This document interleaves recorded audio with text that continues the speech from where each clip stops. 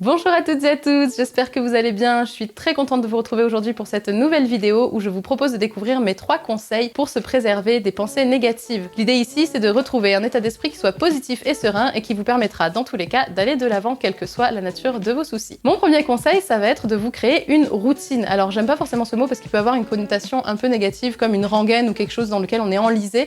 Mais là, c'est pas du tout l'idée. Ça va être vraiment propre à chacun. Je vous dis pas forcément de faire votre demi-heure de yoga ou de méditation, etc. Ça va vraiment être des petits gestes, mais l'idée c'est de les enchaîner toujours dans le même ordre pour pouvoir faire sans penser. Et du coup, faire sans penser, dissocier le fonctionnement de votre cerveau, entre guillemets, par rapport à l'action, rester dans l'action et pas dans la pensée, ça va vous permettre, du coup, tout simplement, de ne pas focaliser sur vos pensées négatives. La routine, c'est vraiment propre à chacun, donc c'est à vous de voir ce qui correspond à vos besoins et à votre manière d'être. Ça peut être très bien se lever le matin, faire son lit, ça peut même être mettre le réveil un peu plus tôt pour avoir justement le temps d'intégrer autre chose que simplement les étapes. Je fais mon lit, je me lave, je déjeune et je vais au travail. Ça peut être très bien, je me lève un peu plus tôt pour avoir le temps dans ma routine de me mettre un quart d'heure de lecture ou un quart d'heure de méditation, un quart d'heure de yoga, ce que vous avez envie en fait, tout simplement un quart d'heure de sport ou tout simplement de dire au moins je peux sortir prendre un peu l'air avant d'enchaîner sur ma journée de travail. Donc vraiment, choisissez les étapes qui vous paraissent le mieux pour vous, mais toujours en gardant cet état d'esprit d'être dans l'action et pas dans un moment d'errance où du coup vous risquez d'avoir ces pensées négatives qui vont revenir. Donc toujours dans l'action. Ça peut être aussi, on parlait de la lecture, ça peut être aussi pratiquer une de vos activités qui vous plaisent. On va y venir dans le deuxième point, mais ça peut être, je ne sais pas moi, faire un peu de peinture, voilà, quelque chose qui vous plaît avant de vous lancer dans votre journée, mais toujours dans cet ordre-là, toujours dans cette routine-là, comme ça vous n'avez pas à penser à tiens, qu'est-ce que je vais faire ensuite? Ah non, mais j'ai la flemme de déjeuner, oh là, j'ai pas envie. Non, vous faites votre routine, vous ne réfléchissez pas, vous vous levez le matin, par exemple, vous faites votre lit, vous allez prendre votre douche, vous buvez votre café, vous faites un quart d'heure de lecture, vous allez vous brosser les dents, vous partez au travail. Voilà, ça peut être tout simple comme ça, une routine, mais que ce soit toujours les mêmes étapes, comme ça, dès que vous vous levez, vous êtes serein, vous savez où vous en êtes, vous savez où vous allez, et vous savez que votre journée peut commencer sans stress. Le deuxième conseil, ça va donc être de mettre votre focus sur autre chose que vous-même. Pourquoi? Parce que quand on se regarde soi-même, généralement, on tourne en rond sur ces problématiques et c'est stérile. Essayez de mettre le focus sur autre chose pour vous sentir utile à autre chose, à quelque chose d'important, et qui soit vertueux, et qui soit gratifiant pour vous, et qui soit pas juste de l'autodestruction ou de l'autoculpabilisation ou des pensées négatives. Donc vraiment mettre ce focus sur autre chose. Et comment on peut faire ça? C'est en mettant votre focus sur une tierce entité. Alors je dis entité, je dis pas personne, parce que pour moi, mettre son focus sur quelqu'un d'autre, c'est trop aléatoire, parce que si vous êtes codépendant d'une personne pour votre bien-être, c'est compliqué, parce que cette personne, elle a ses propres priorités, elle a sa propre vie, et si vous êtes dépendant d'une tierce personne pour vous sentir bien, ça risque à un moment donné de coincer. Ça peut marcher un temps, mais ça risque de coincer à un moment donné. Donc j'ai vraiment mis le mot entité, parce que ça peut être ce que vous voulez en dehors d'un être humain.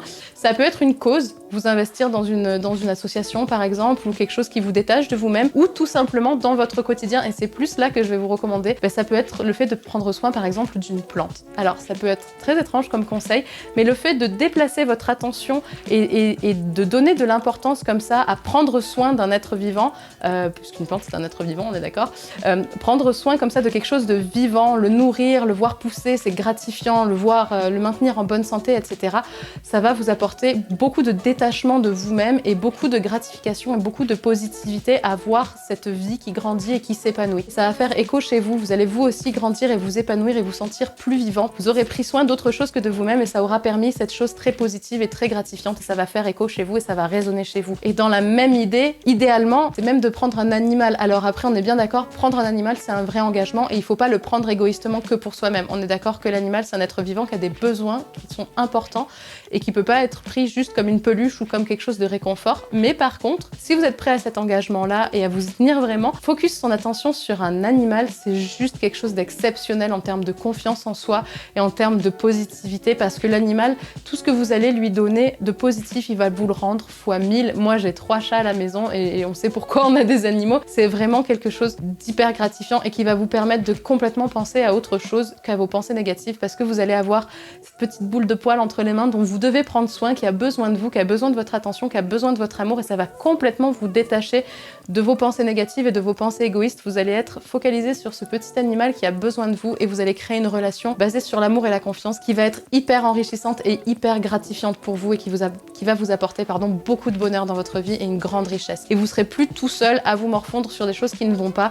Vous aurez cette tierce entité, ce petit animal ou cette plante ou cette cause dont vous pouvez vous occuper, dans quoi vous pouvez vous investir. Être focus sur autre chose que soi-même, c'est aussi s'immerger dans une tâche, s'immerger pleinement et complètement. Et en général, moi je conseille de s'immerger si possible dans une activité qui est créative. Quelque chose qui va stimuler votre imagination, qui va cultiver la création. Parce que ça va vraiment vous apporter quelque chose de complètement détaché de vous et ça peut être vraiment n'importe quoi. Je veux dire, moi je me suis mise à faire de l'aquarelle à un moment donné. Je suis complètement nulle en aquarelle, je vais vous montrer ce que je fais si vous voulez. Mais le simple fait d'être là, de mélanger des couleurs et de voir d'autres teintes apparaître et d'étaler ça sur une feuille, même si c'est complètement abstrait, et ben on est complètement plongé dans ce processus, on est complètement immergé là-dedans et il n'y a rien d'autre qui vient à notre esprit que ah là j'aimerais bien rajouter du bleu, ah ben là c'est beau, ah c'est voilà. Et on est dans cette beauté, dans cette créativité, dans cette immersion et on est complètement détaché de nous, complètement détaché de nos pensées et on est juste dans cette espèce d'instant un peu méditatif où on est juste soi devant son dessin. Ça peut être complètement autre chose, là je vous parle de peinture mais ça peut très bien être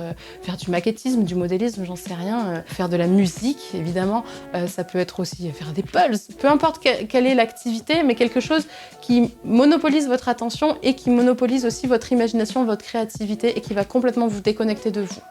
Ça, c'était tout ce que je vous proposais pour ce deuxième conseil sur comment mettre le focus sur autre chose que soi-même. Mon troisième et dernier conseil pour cette vidéo, ça va être de vous créer une ambiance cocon.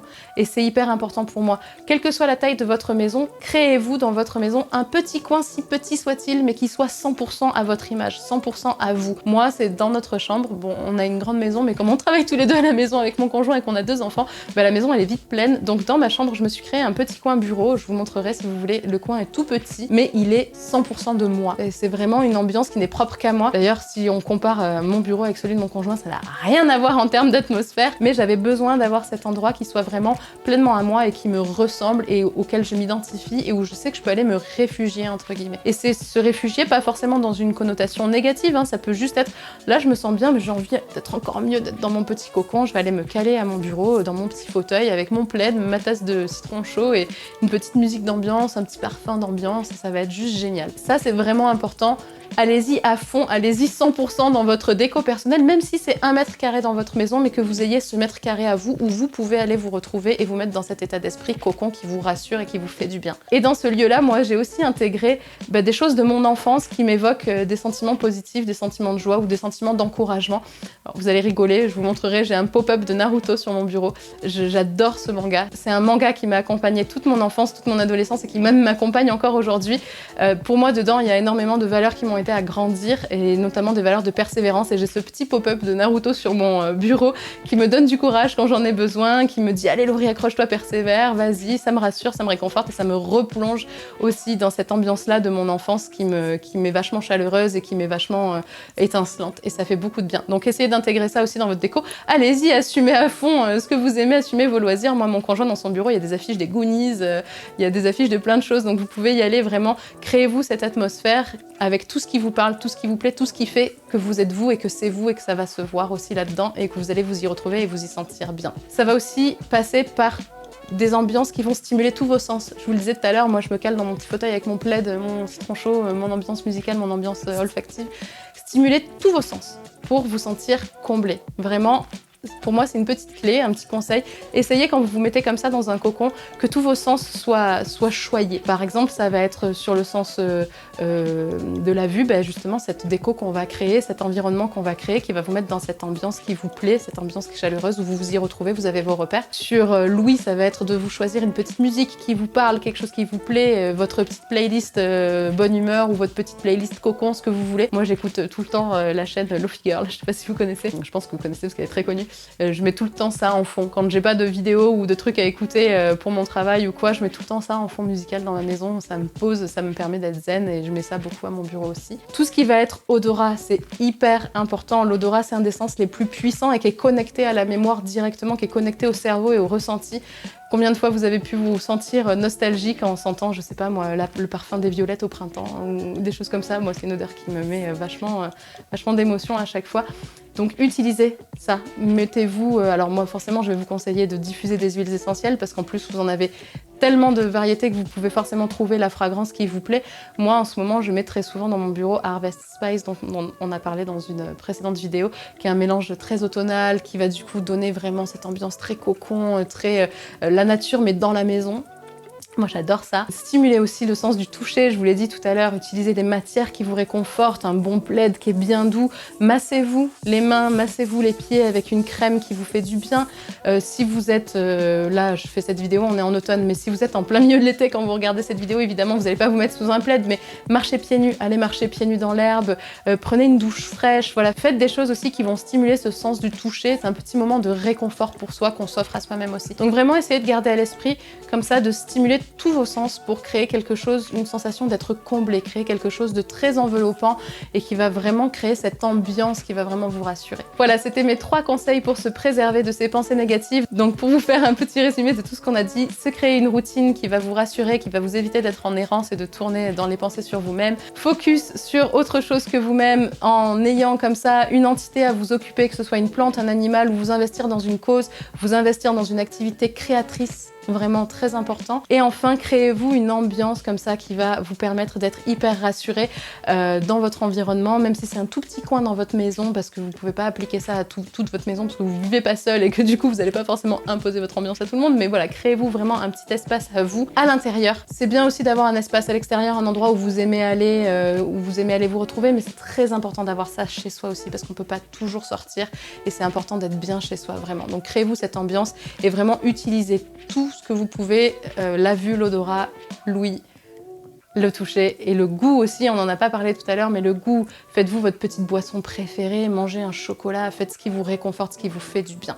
Pour tout ce qui va être évidemment parfumer votre intérieur, diffuser des huiles essentielles ou tout ça, si vous avez besoin, n'hésitez pas à me solliciter, ce sera avec plaisir, je peux vous envoyer des échantillons pour vous faire essayer ça, mais moi ça me permet vraiment de créer cette ambiance très présente dans ma maison et qui me réconforte beaucoup, donc vraiment n'hésitez pas à me solliciter, ce sera avec grand plaisir. J'espère que cette vidéo vous a plu, si c'est le cas n'hésitez pas à laisser un petit pouce bleu et à me dire dans les commentaires ce que vous en avez pensé, si vous rajouteriez aussi un conseil supplémentaire à cette petite série. Je vous souhaite une très belle journée et je vous dis à bientôt pour une prochaine vidéo.